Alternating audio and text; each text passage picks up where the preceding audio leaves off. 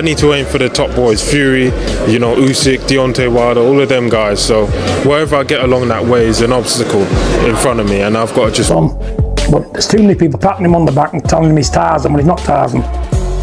He's been gone Tyson since the Deontay Wilder fights. It's finished Wilder completely. Done him. He's not got a leg underneath him. I would like to see Fury Dubois. That's an interesting fight. That's an interesting one. You threw me off track. Why was that? I'm still not happy, you know, because I think he's done what he's had to do in his career. Two-time heavyweight champion of the world, made plenty of money. He's nothing to prove to nobody, and yet he's here again. All I can say is, it's an addiction, isn't it? Like anything else. The Gypsy King has took him over completely. He is the Gypsy King. Tyson Fury got lost a few years ago on the road somewhere. Daniel Dubois has made his message impossible to ignore. During a tense airport encounter, the British heavyweight confronted Tyson Fury over what he believes is a deliberate attempt to avoid a real challenge. Rather than staying silent, Dubois demanded answers, questioning why Fury had chosen an easier opponent instead of facing one of the most dangerous contenders in the heavyweight division. The confrontation quickly spread across the boxing world.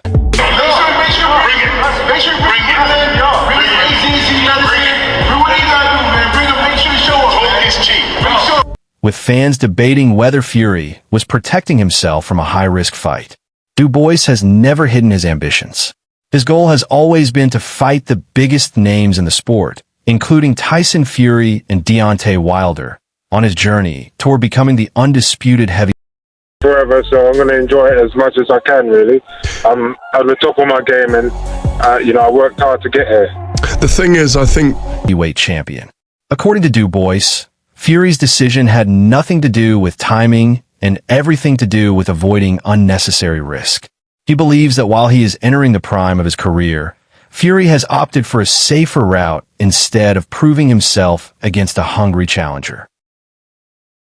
Tyson was a formidable man, but when you fight one of the hardest punchers in boxing history 3 times, It takes something out of you. Of course it does, yeah. it takes it out, it never gets replaced. Yeah. You can never fill that tank up like you had it before. And every shot he took, don't forget in the last fight he went down 4 times, cannons of shots. He fought his heart out, he went to the well, he gave his all to get that knockout. One of the greatest trilogies we've ever had. And when he got that knockout, Tyson, he had nothing left after that. Comment from John Fury have only intensified that debate. Tyson Fury's father recently admitted that his son is no longer the same fighter who battled Deontay Wilder in their unforgettable trilogy. Those remarks immediately sparked speculation among boxing fans. Hi guys, I thought I'd take this opportunity to just say a little word about Thailand, really.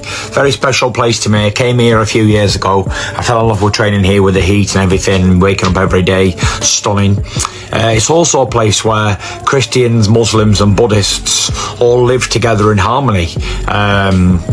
Unbelievable. Very, very beautiful place. Very, very thankful that I'm able to fight here and raise money for the Father Ray Foundation. A very, very good cause, and I hope everyone can dig deep and give as much as they can, or as little as they can, and let's try and raise some money for a very, very good cause.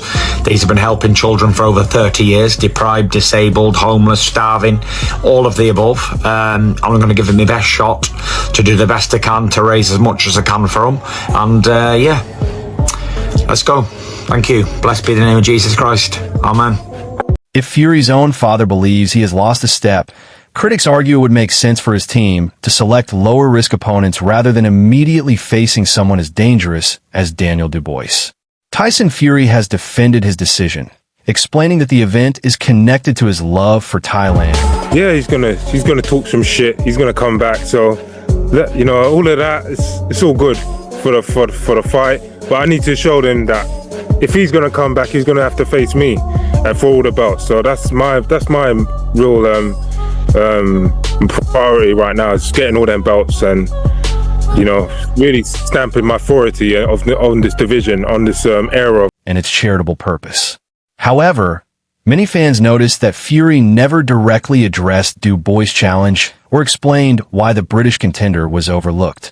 Dubois remains confident that the fight will eventually happen. He insists that if Fury truly wants to prove he is still one of boxing's elite heavyweights, His whack was just in a freak show, and he's clearly being paid just to step into the ring and lose to Tyson Fury. There is no competition aspect. There's no reason for this. They better not put this on Netflix. Holy shit, they better not. Put this on Netflix. It is on Netflix. Well, I shouldn't say that. These posters, they can be deceiving at times. I don't think there's been an actual official announcement. Yeah, it's in Thailand as well, so all the lady boys can come and watch, I guess. I don't know. They gotta pay us to watch this? Yeah, bro. This is garbage. This is garbage. If this goes longer than a round or two, this is absolute garbage. he will eventually have no choice but to face him. Until then, Dubois says he will continue chasing every major title and every top opponent available. Several respected voices within boxing have supported Dubois' frustration. Wade Plemons criticized Fury's opponent, describing the matchup as little more than a paid formality rather than a genuine test. According to him, heavyweight boxing should be delivering meaningful contests between elite fighters, not comfortable tune-up bouts that do little to answer important questions. Tyson, obviously, with the amount of fight showed, he's still definitely got a lot left. Marius Vac was a very, very good fighter back in the day, very, very good. But now, there you go back before, he told me he was losing every round to Fraser Clark and other guys as well. He's not really been at the races at the top level for a long time, so it's a bit of a weird match, but I guess there doesn't need to be any risk at this stage as the Joshua fight has happened, so I'm not sure about it. Former heavyweight Dave Allen offered a more balanced perspective. He acknowledged that Fury's opponent was once considered dangerous and possessed tremendous size and experience. At the same time, Allen admitted that the matchup feels unusual in today's heavyweight landscape because the opponent is no longer competing at an elite level.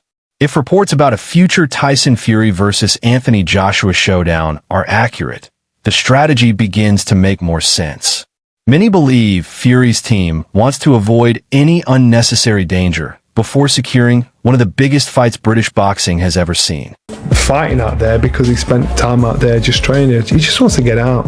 So we kind of can't jump on him for picking this opponent because he's expecting it. This is not about the opponent. This is about Tyson Fury getting out, getting a workout and getting paid for it. God knows how much. I don't think it'd be that much. A safer opponent dramatically reduces the risk of an upset while allowing Fury to stay active and prepared for a blockbuster event.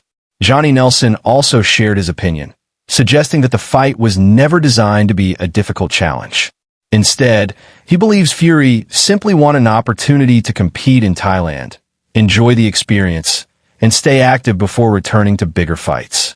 Ironically, that explanation only strengthened Dubois' argument because it suggested that competitive matchmaking was never the main priority. But what I'm saying is I'm quite sure Tyson expects the backlash, he expects the criticism, he expects the out, and people forget it, and that's how is Frank Warren involved in this? Is he the promoter? I'm mixed up because I think Tyson said that his promoter now was Turkey. I don't know if Frank says his advisor or his promoter. I don't know. So number one, the fight's out in Thailand. So is that a Queensberry show? That's number one. Number two, they're on the poster. Oh, okay. If they're on the poster, so he must be down there. Ring and seller as an advisor or someone that might have just doing a favour and put it. I don't know the situation now. It's a bit confusing, the information that's come out. But on the whole, I'm quite sure everybody around him will say, look, you're going to get some flack for this. Let it die down and get the stick. But the danger is this, and we've seen it always happens. If you get in there with somebody that's not very good, or you don't respect as being very good, that's where you make a mistake and you look bad. You beat him, but you look bad. Now that's like 46 years old. I think he's 133 out of 33. He's stopped 20. He's lost. I think he's been stopped 8 or 10 times. I can't remember. But what I'm saying is, so there's no threat there. There should be no threat there. And this is how they're looking at it. They're going to take the flack. They're going to take the criticism. Tyson Fury's camp for picking this opponent. Nelson later expanded on his comments, admitting that even he questioned some of the decisions surrounding the event. He openly stated that the chosen opponent presented very little threat to Tyson Fury, a remark that quickly gained attention among boxing fans. For supporters of Daniel Dubois, those comments only reinforce the belief that Fury's team intentionally selected the safest possible option rather than taking on one of the division's most dangerous contenders. Dave Allen also pointed to the opponent's recent form, explaining that while he still possesses impressive physical attributes. If you ask me about the fight, Mariusvak is 46. Now, Mariusvak was a handful at one point. When he boxed Klitschko, he was unbeaten, lost on points to Klitschko, I believe. When was that? November 2012. Wow. Time's flown by. Lost to Povetkin. I would say 2017, things he started to get a little bit older. I've met the guy, he's an absolute giant. He's one of the biggest men I've ever met. Probably the second biggest man I've ever met. David Price, probably the biggest. Oh, he's ginormous. So as far as the boxing contest goes, at 46, you know, I think he's won 4 of his last 12. The defeat to Atama obviously was his last bout in the UK, and people remember that and they'll say, why is Tyson Fury boxing him? But it looks like he's doing it for a very good... His results over the past several years no longer reflect elite heavyweight standards. Experience and size remain valuable assets, but many observers believe those qualities alone are not enough to make this a truly competitive fight. To Dubois and his supporters, those statistics further strengthen the argument that Fury avoided a far more difficult challenge. The controversy grew even louder after leaked sparring footage circulated online. Boxing analyst Wade Plemons questioned how fans were expected to take the matchup seriously. Oh my God, he got horse kicked. Wait, how did these two end up on top of each other?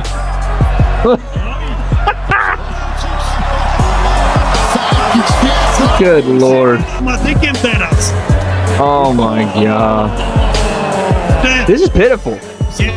This is pitiful. That's what Tyson Fury's next opponent was just doing. How are we supposed to take the sport of boxing seriously? Genuine question. How are we supposed to do that? When you have shit like this going on, you're playing touch butt in the park with Marius Whack. You got, no offense to the guy that Anthony Josh was fighting, but who the fuck is Pringa? Even if he is 21-1 with 20 knockouts or 21 knockouts, who the fuck is that? Why are we doing this? Tune-up fight this, tune-up fight that. This is Tyson's second tune-up. No need for it. Completely and utterly embarrassing. Apparently, this is, someone said unmasked Kane. Arguing that the heavyweight division should be producing meaningful contests instead of routine tune-up fights. His frustration echoed what Dubois had already expressed during the airport confrontation, that the biggest names should be fighting the biggest challenges. Journalist Gareth A. Davies offered a different perspective, describing Tyson Fury as genuinely happy and settled in Thailand. According to Davies, Fury appears to be enjoying this stage of his career and embracing a more relaxed lifestyle outside the ring. While many fans appreciated that insight, others viewed it differently, arguing that personal comfort should not come before delivering the biggest fights the sport has to offer. But I think I've read the comments from Tyson. I'll see him in a day or two, whenever it's going to be this week anyway, but he loves it here. Remember, I went to see him before he fought Arslanbek Makhmudov. I came out to Pattaya to see him, sat down with him in his favourite sports cafe just outside Pattaya, and he's on almost the happiest I'd ever seen him in camp. And he did outline then why he loves this place so much. The Greng Jai, as they call it here, where they give you space. Everyone knows who he is. They see the Gypsy King jogging through the town with his ghetto blaster, with Celine Dion blasting out of there, or whoever it is at the time. The climate suits him. He's enjoyed himself. He's been trained by Sifu out here, the Australian coach. His son and Jonjo, his nephew, are out here. He's very settled here. He's been sleeping on a boat in the harbour. I don't know if you know that, and his team stay in the condos. It's a very happy place. Liam Goff broadened the conversation by looking at the heavyweight division as a whole.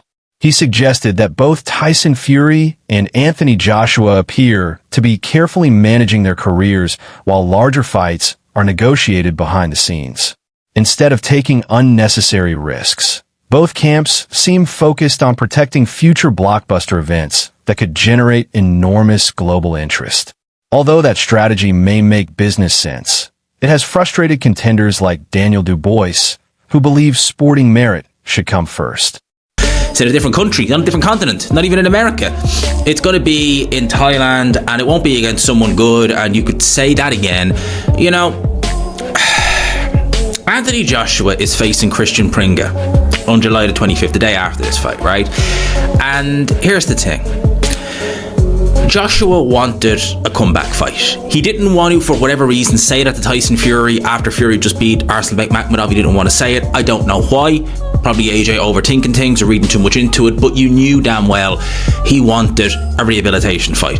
Before I carry on, if you could very, very quickly have a look there on screen, if you could please consider hitting the like and the subscribe and hitting the notification bell, I would greatly appreciate it. He obviously wanted a comeback fight. A few weeks later, it was a Monday, it was announced that AJ would be fighting Christian Pringa. We didn't know who he was. We can joke about it. Wade Plemons returned to the discussion with even stronger criticism, questioning the purpose of the matchup altogether.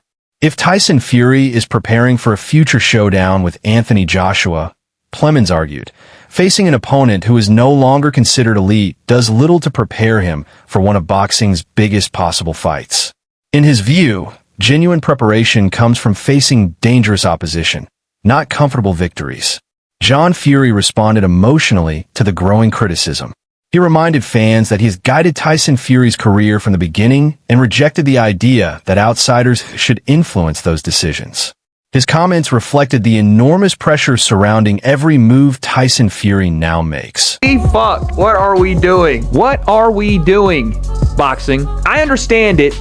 As much as I don't agree with Alexander Usyk potentially fighting Deontay Wilder, I think the fight's ass. I don't think it'll be competitive, but I understand it because he's not looking to fight for a belt. He's not looking to get in any way near shape close to the belt because he dropped all the belts. So he's going to go fight his retirement fight, right? The last dance, fine. Even though it should be Rico Verhoeven, fine. Tyson Fury is supposed to be getting ready for Anthony Joshua, and now that all the belts are going to be up for grabs, or at least 3 of them, that one of them is going to win a world championship. They might even do that fight for a world championship. How does this get you ready for that? Why even have a fight? Real question. Why even have a fight? Unbelievable, dude. Such dog shit. Moses Atama wiped his feet on this guy 2 years ago. And if you're asking yourself, Wade, maybe he's in there and he's being competitive with people. Maybe he's a guy that's just, he's 46, but he's a hard man. He's tough. The fighting. I can't wait to hear Big John try to act like this is something serious. Well, 46 years of age, but his chin's not gone. 39 KOs. My God, what a man. Like, what are you going to say? He wasn't bred from these here ball sack, but fucking hell.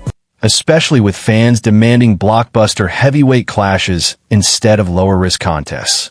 The discussion also reached the Ariel Helwani show, where analysts reacted to the leaked sparring footage while discussing the heavyweight schedule.